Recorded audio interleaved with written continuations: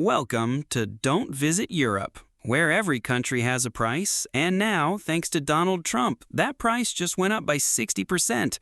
Yes, it's finally happening. While you were out sipping overpriced lattes and posting Eiffel Tower selfies, the former and possibly future President of the United States has declared economic war on your favorite wine, cheese, and Audi dreams.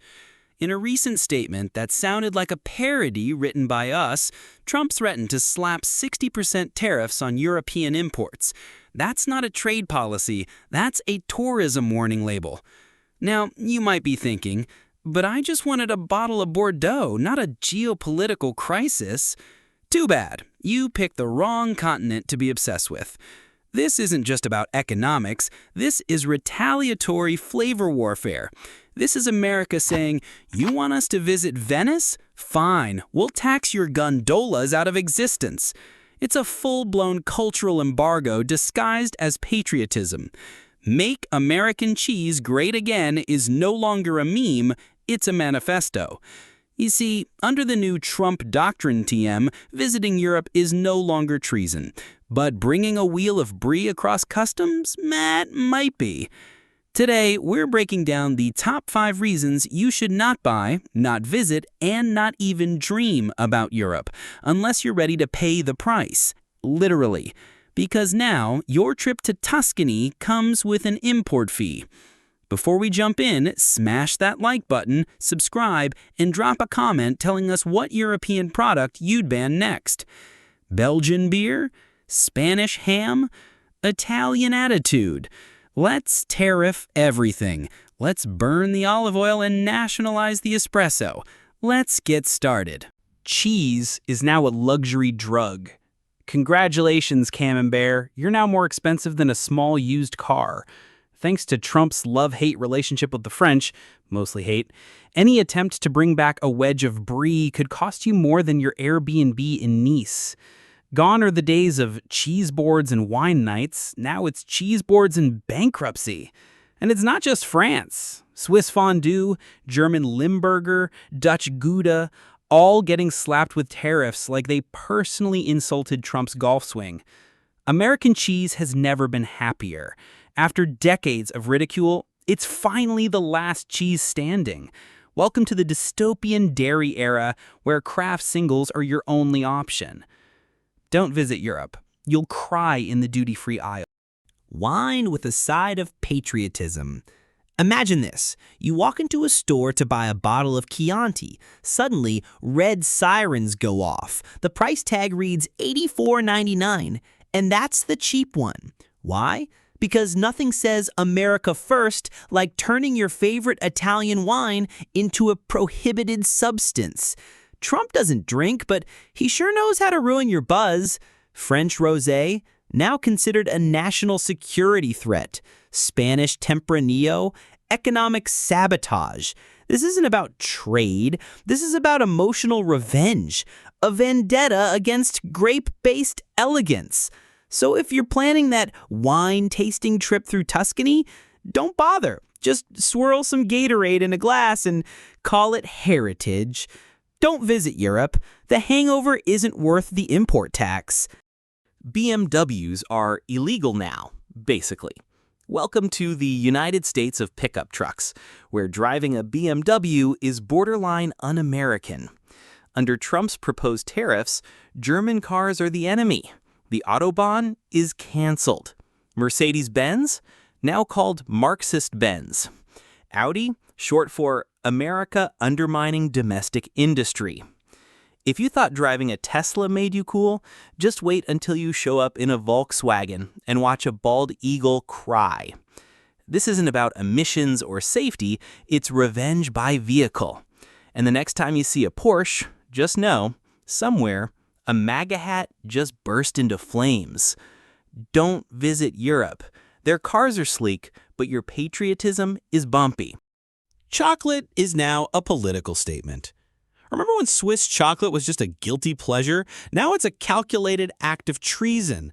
Kinder eggs, Toblerones, and Belgian truffles are being labeled as non-essential foreign luxuries, which is rich coming from the land of deep-fried Oreos.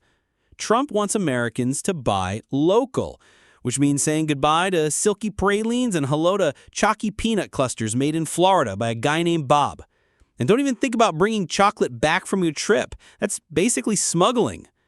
Don't visit Europe. Your sweet tooth can't afford it.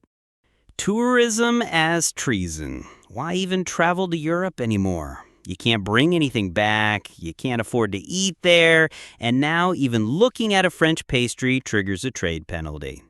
Trump's rhetoric makes it clear if you're spending money in Europe, you're funding the enemy. Even if that money goes to a Greek grandma selling baklava. America is now in an unofficial Cold War with croissants. And here's the irony. Europeans are loving this drama. They're sipping champagne, laughing at Americans who can no longer afford what they themselves invented. That's not tourism. That's humiliation on a budget. Don't visit Europe. They're laughing at you with your empty suitcase and taxed chocolate. So now you know, visiting Europe isn't just a bad idea, it's practically a federal offense. Not because it's dangerous, not because it's boring, but because it's becoming economically un-American. Let's recap. You want to visit Italy? Prepare to pay triple for a glass of wine that tastes like the ghost of a sunburnt grape.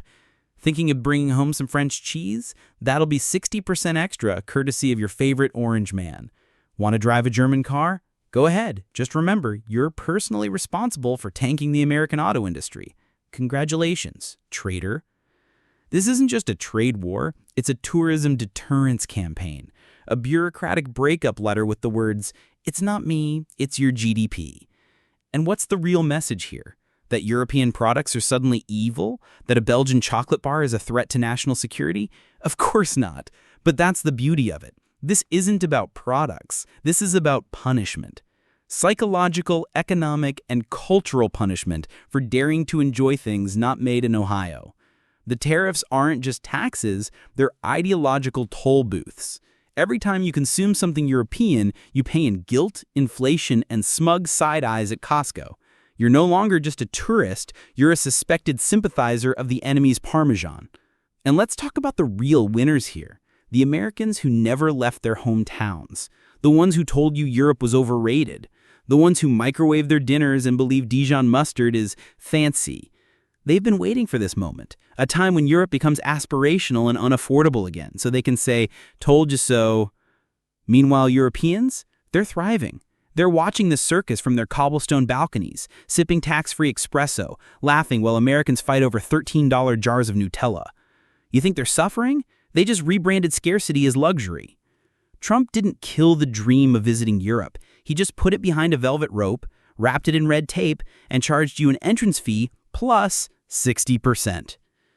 But maybe this is all part of a master plan, a way to keep Americans at home, to force you to rediscover the joys of domestic cheddar, Arizona wine, and Michigan-made hatchbacks, a way to make tourism local again, TM. So here's our final advice. Don't visit Europe. Don't feed the economy of a continent that dares to make things better than us. Don't risk falling in love with a croissant that betrays your currency. Don't tempt fate with imported excellence. Instead, stay patriotic. Take a road trip to somewhere deeply mediocre. Buy some government-approved American Gouda. Drink wine that tastes like regret but costs like loyalty. And every time you miss Europe, just remember, missing it is free. Visiting it isn't. Because in the end, this isn't just about travel. It's about choosing sides. And in this war of tariffs, taste, and testosterone, you're either with Trump or with the brie.